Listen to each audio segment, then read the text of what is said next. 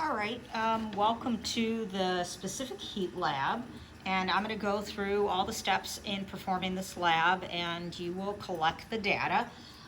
So the first part of this lab, for part one, it says half fill a large beaker with water and place the beaker on a hot plate and heat, which I already have right here. I have actually two because I'm going to kill two birds with one stone right now, so I have two beakers going. We're going to heat that. And it says obtain a metal sample and tie a thread around it, which I have already done with this one. My first sample is steel, and I already have that in there heating up. And I did already obtain a balance weight for that. So on my scale here, I measured out that one, and it was 245.62 grams. Okay, and so we have that, and I'm just writing it down on my lab sheet there. And I have it hanging so that it is only submersed. It's submersed in the water, but it's not sitting on the bottom. And the reason I'm doing that is so that I will know exactly the temperature. When this water is boiling, I will know the exact temperature of that sample. And if it was sitting on the bottom, it would be the temperature of the bottom of the beaker, which the glass can get hotter than 100 degrees, but the water, right, if it's boiling under normal room conditions, it should be boiling at 100 degrees Celsius. So this is how I assure, by having it immersed in boiling water, that that sample, after you've let it be in there for a while, that it should have been reached thermal equilibrium with the water and be at 100 degrees Celsius. Okay, so I was just letting that go a little bit. Okay, let me see what I need to do next. And you see I have it's hanging from a string with a pencil, so it's super simple. All right, while the water is heating, obtain a calorimeter. All right, so there you go. I went to the dollar store and I got some styrofoam cups. They are kind of out of favor environmentally. I know they're not the best thing. So I had to go to the dollar store to get them. And I decided actually to put two cups in each other. Now, what makes these a good calorimeter? One is they have hardly any mass. So if this substance does warm up, the amount of calories or joules going to that is very little. Also, being insulative material, it will not transmit heat to the air, and our whole goal is to not lose to the air. Okay, so I have this calorimeter. If I was really good, which I should, I can actually manufacture something right now. I really should have a lid. So, you know what? I may just do, how can I do this? I might just do this kind of thing, just to encase it a little bit more while it's going. It would be great if I had an actual lid to this. Okay. So here's my calorimeter, and what else do I have to do? I have to, using a graduated cylinder for accuracy, measure and fill the calorimeter with 150 milliliters of water. We don't ever want to use a beaker. A beaker is a holding container. It is not for accuracy. So I'm going to approximately get this to the, try to get that right to the meniscus, right? The better we do with all our numbers, the better chance we have of actually getting realistic numbers for this whole thing. Okay, so I have 150, so I'm going to pour that into my calorimeter. It says use room temperature water. You know, there's different concepts with it. Should you start a little bit under room temperature? Because if you start under room temperature, it's going to warm up a little from the air, but in the end, you're going to be over room temperature. So the amount that it lost to the room is equal to the amount that it gained from the room, blah, blah, whatever. But I think we're going to be okay. So now I'm going to get my thermometer and place it in there. Ooh, this number's a little, let me do a little comparison of some thermometers and see if they can be a little different. Okay. This one's saying It's 21 degrees to start with, so I think that seems reasonable. Okay, so I'm gonna stick this in here. We're gonna wait a moment, and then you are going to read this. Once it stops changing.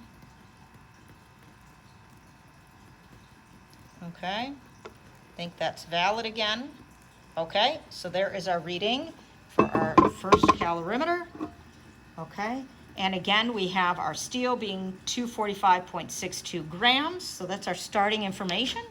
And I think this has boiled quite a while, so I think we should be good to go.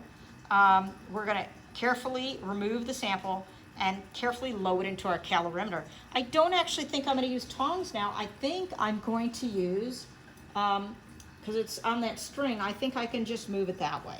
All right, so we wanna transfer it. Put it right away. Whoops, let me get that extra water off there because I don't want that to be part of our numbers there.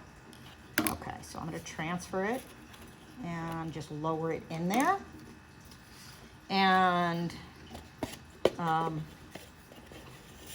here's what I'm gonna do, watch that. Ta-da! Okay, so now I have a lid and a hole in my cup. I'm trying to get it right, there we go. Okay, whoops. All right, it's not ideal, but we might need to kind of hold it in place. All right, so obviously we assume it's going to go up in temperature. All right, and we can see that happening. It says to stir. I'm attempting a really big sample here and seeing how that goes. And then I may try a smaller sample that's a little less giant sitting in my container. But my idea is that the larger the sample, the less the error we could have. The only concept, if this gets too hot, then again, the hotter it is, the more it will lose to the air surrounding. And so we don't want that either, okay? So we are going to try to do a little, maybe instead of stirring, I'll do a little swirly swirly. All right, move that water around my sample. And kind of think about how long did it take the sample to warm? Then that might be the same it's gonna take to cool and transmit its heat to the water, okay, till we reach our whole goal, right? We're trying to reach thermal equilibrium here, okay? So we might wait another minute here. All right, because we want to keep watching the thermometer until it stops changing. Oh, there was some significant change right there. What could happen too is if the bottom of it is a bit insulated. I'm gonna try to tilt this on its side a little bit and see the little cube so that the bottom is exposed. Yeah, that maybe did a little bit there. All right, and I also don't want my thermometer on the sample. In the end, I guess it shouldn't matter because in the end, if we've truly reached thermal equilibrium, then everything, doesn't matter if I'm poking the metal sample or the water, it should be all the same. What we can't do is poke a hole in our cup because then it'll leak out and then we have to start all over again, which I really don't want to do. Okay, I saw 34.2, and if it starts dropping, now it's 31.1. If it starts dropping, that means we've reached our maximum. So I am going to try to relocate my thermometer a little. I think that might be it.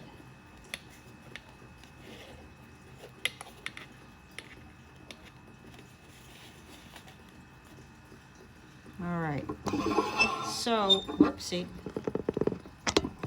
You can't see it. Okay. So, right now it's 34.0. The maximum I saw it go to was 34.2. It definitely hung at 34.1 a while. So I think we've achieved our maximum. I think it's not going anywhere now. Yeah, it's dropping now. Okay, so I think we're gonna call it. All right. I'm gonna write that down for my own. All right. Okay, so there's our first one. I'm gonna take this sample out. I wanna lose my little string. Okay. All right, so that was our first trial. Okay, and now we're gonna run through the second one, which, if I was really on top of things, I was trying to be, is I should have been having that heat all along. Oh, wait, I need to find the mass of the second one. I'm gonna make you read this one. Okay, so we got our balance. Okay, make sure you can all see. Move this back a little and see what I'm doing. All right, so I'm gonna put, okay, make sure first of all this reads 0 before we start. Let me rotate this so you guys can see it. All right, that's pretty good. I'm gonna put my sample, and then I know it's pretty heavy. So 100, nope. 200, still nope. 250, nope. 280, too much. 270.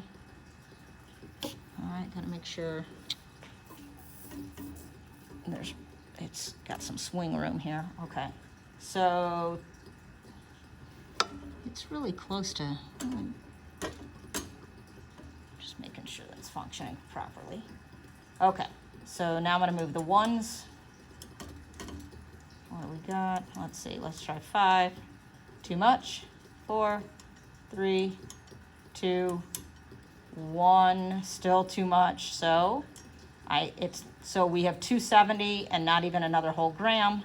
Now I'm going to move the 0.1 marker. All right, and so I'm going to bring you in for a close-up. This is up for you to read. All right, so this marker, okay, there you can see. That says 200, that says 70, and then I'm gonna swing in close. Read that to as many significant digits as you can. All right. Okay. I'm gonna write it down myself. Oops.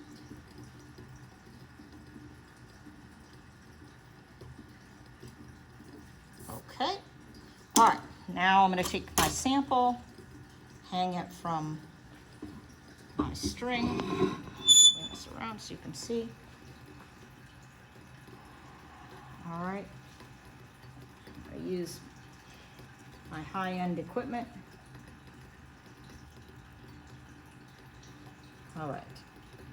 Oh, by the way, did I tell you what my other sample was? Oh, why is that one not boiling? You know what? I'm gonna go put you over in Mr. Boiling over here.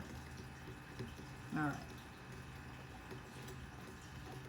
Okay, so I've made sure it's immersed. You know what? Actually,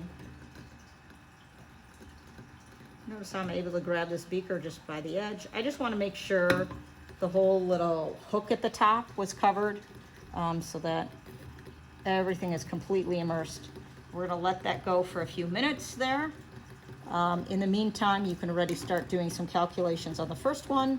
You have to find the change in temperature, and then you're going to use that equation on the top of your lab here, and you can plug in all the information you know. And our goal is to find the specific heat of our metal sample. We know the specific heat of water, we know how much water, we know the temperature change of the water, and we also know the temperature change of the metal. Okay, so think carefully about each of those. I set these equal to each other. We could have said the amount gained of one plus the amount heat loss of the other and make it negative equals 0, but I just set them, the change is going to be equal to each other if you don't take an account sign. Okay, all right. In the meantime, I have to set up my calorimeter again, so I need to get my sample of water.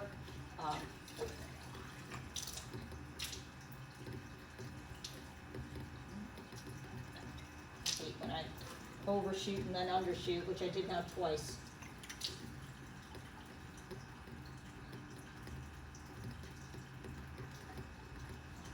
100. Okay.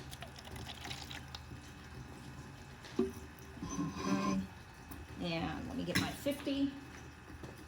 All right, and hopefully everyone knows, right? Water's density of 1 gram per milliliter. And therefore, if we know the volume of water, it's the only substance that's so easy to also know its mass, right? So its mass and volume are going to be the same number if we use milliliters and grams. All right, I need to have the initial temperature of the water again. Okay, so I'm going to put that in there. It's not going to be the same as the first one. So we need to make sure we get that.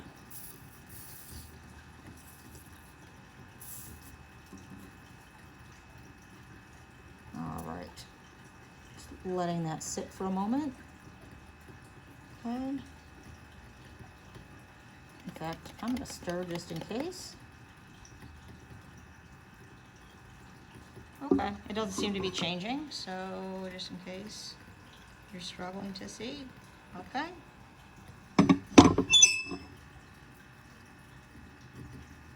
I'm recording that. All right.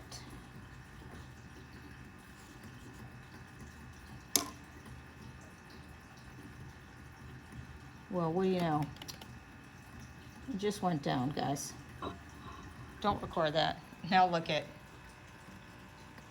All right. Let's get as much as we can. Okay, and now I'm going to take my sample again. Actually, let me turn this off. Take my sample. Shake off the excess. Oopsie. Oopsie. Oopsie is right. Oh, there it is. All right, let's do a quick transfer. Okay. All right, so what happened was the hook fell off. Oh, let me put the string in there too, so we're even. And actually, let me put my little lid over it. Okay.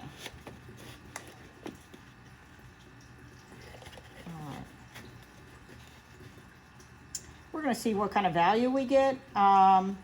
Because that did land on the tabletop, it may have lost a little bit of heat to the table. Hopefully it didn't get a real chance to do that.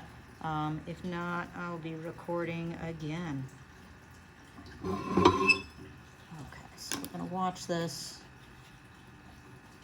What do you think? Is the temperature, this is brass and we just did steel. And are you expecting this temperature to increase more or less on our last sample? That's the big question. A little spinny stir. Is my thing on the,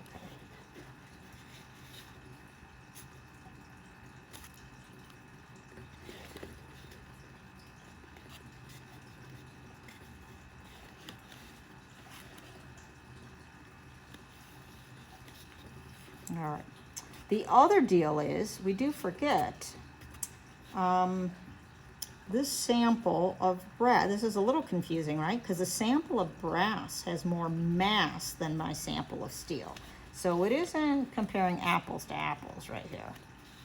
All right, so we'll definitely have to do some calculations.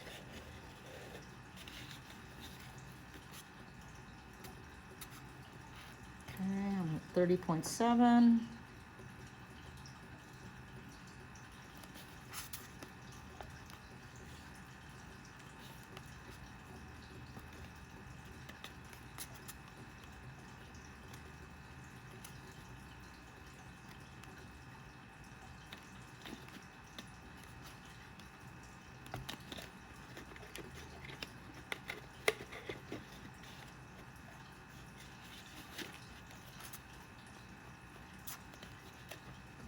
Okay, I think I'm gonna call it.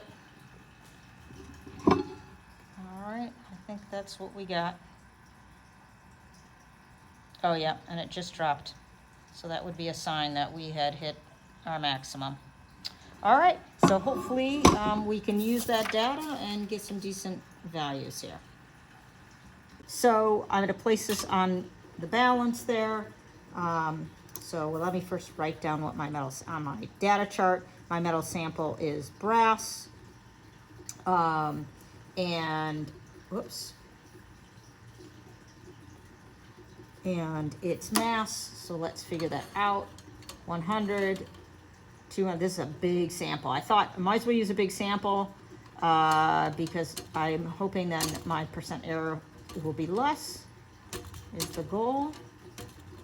Okay, so I have 270. Back that out.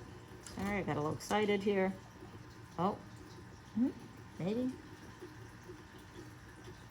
Let's see where we fall. Wow, that's almost dead on. That's unusual. Well, it's a little low. So you know what? I'm going to go to 0 and bring this way and see what we get.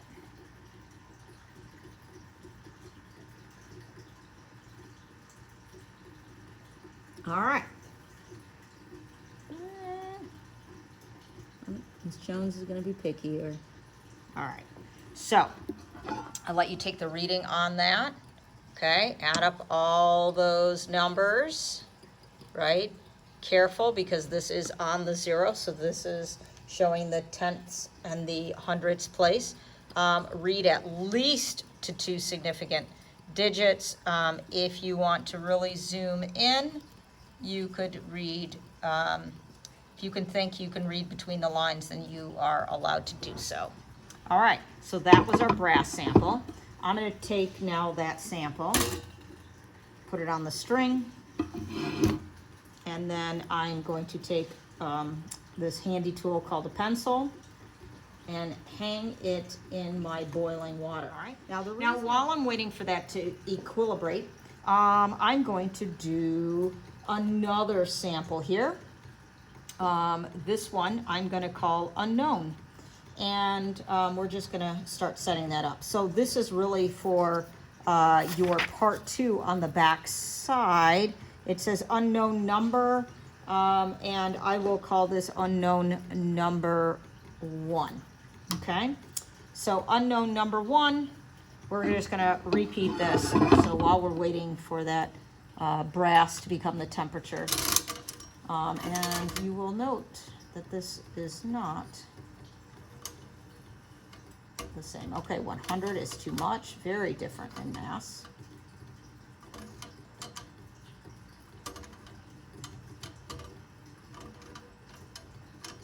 Oh, okay, 90 too much. All right, you guys see what I'm doing over there? So now I'm going to move the 1s.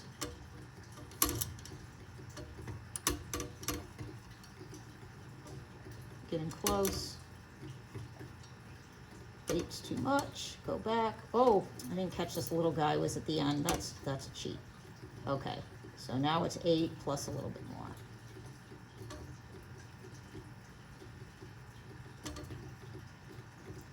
I know. I have the old school bounce out because our little digital scales can't go to what we just did brass at. Can't put 270 on that guy. And no way are we going to use our analytical balance for that either. So, if these things are calibrated, these are actually really great. They work just fine, okay? They never go bad. Okay. All right. So, why don't you take a look at those numbers there? Okay. Let you read that closely. Okay, so now you have the mass of our unknown sample. All right, I'm going to get a string for that. Little loop, do the same thing. Take it, oops, sorry. And I hang it from pencil number 2. Oh, that was right. Hopefully it'll go low enough. Yay, just right. All right. Okay, now I'm going to prepare my calorimeter. I have, don't spill. 50. Might as well be exact on these kind of things. Okay, I got my 50, so I have my 150 milliliters of water with, again, density of water is 1, so 1 gram is 1 milliliter. Makes it super handy for that. get my thermometer. All right. Okay. I think this water was, oh, you will not stay turned around, will you? Okay. We'll let that go for a second. You guys can't read it yet, so let's see what we got. All right, I think it's pretty stable. All right, so you have the reading there. Well, everyone can see it. All right. Okay. So, I think we're ready to go. I assume that my brass sample, metal being pretty conductive, which we still have to talk about, should be able to transfer that heat to it. So I assume it is equilibrated with the water. Okay, so we know its starting temperature. And I'm going to try to do a mad dash transfer. So I don't want it to cool off in the air, but I'm also going to try to shake off the water that's on the surface a little bit, because I don't want to add anything. So there's, okay, all right. Lid on. All right, how good that does, how much extra that helps, I'm not really sure, but it makes me feel better.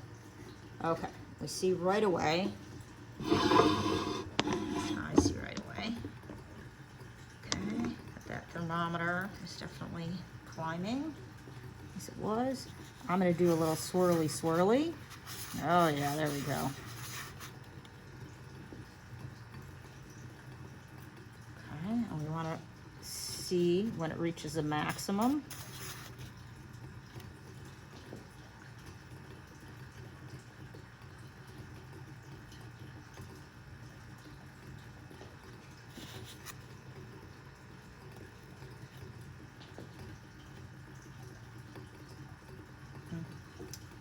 Clear now.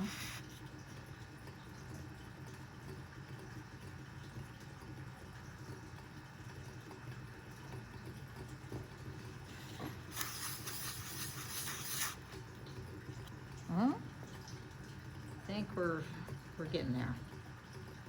Oh, every time there's glare. You guys can't see. Read that.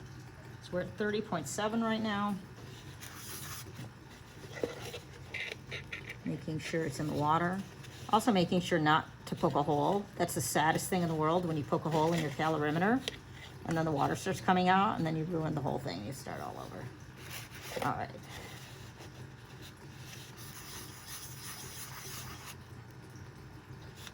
Okay, can you see the number there?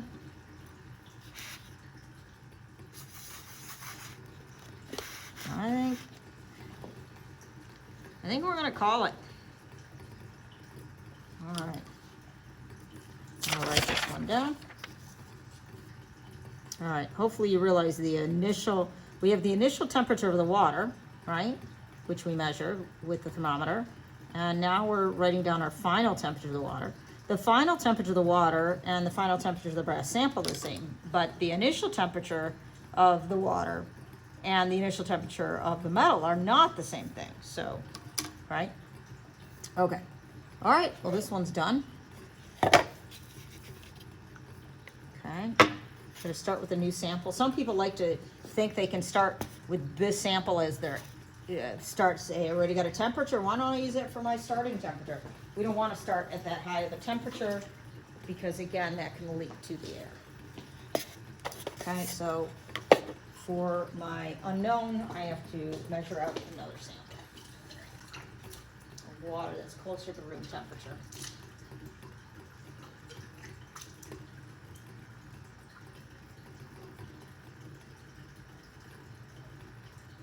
Okay, got my 100.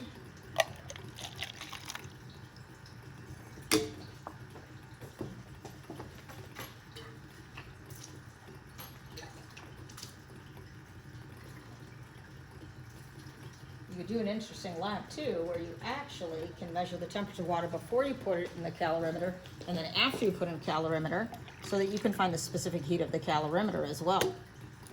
But we're assuming it's negligible for our sample sizes. Okay, there we go.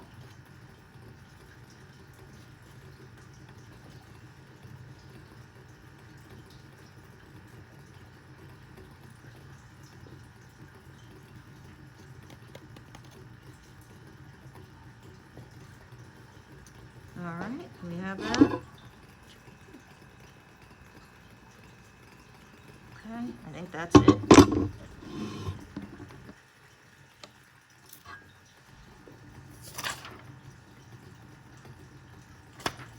All right, I'm gonna write that down before I forget. So that's our unknown water initial temperature. Okay. All right, now I'm gonna transfer my sample. Okay, do the same thing, try to do some quick shaky shake moves. Woo. Drop it in there.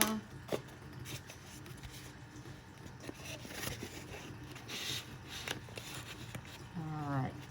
Do you think it's going to change more or less? It's hard to say, isn't it? It all depends on the specific heat of the substance.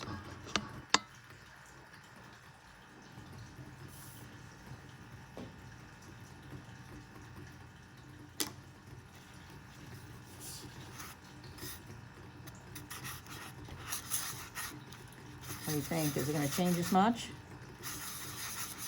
For one thing, that sample size, the mass was not the same either, was it? So we got a few things. It's a little tricky to figure out.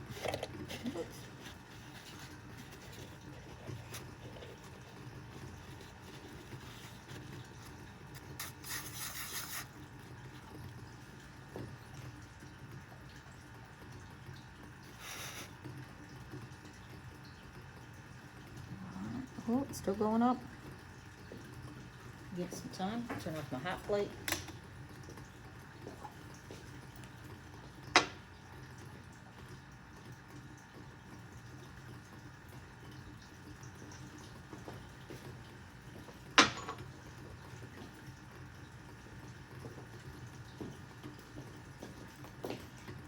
Oh. Ooh. Oh, that was interesting. That was a hot spot then. Oh, now it returned again.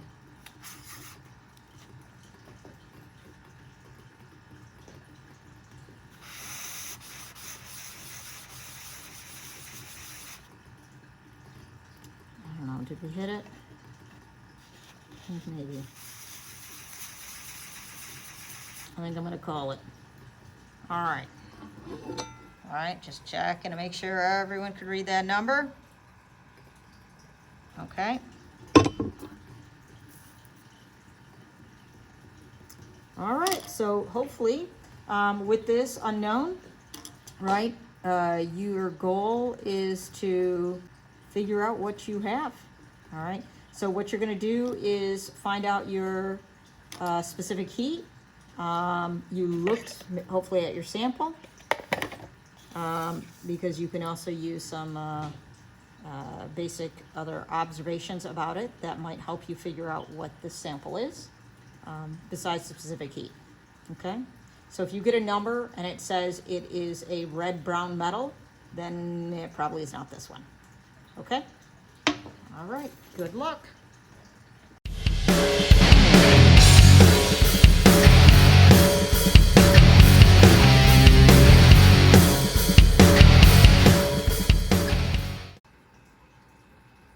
Are you still here? Go get your COVID shot.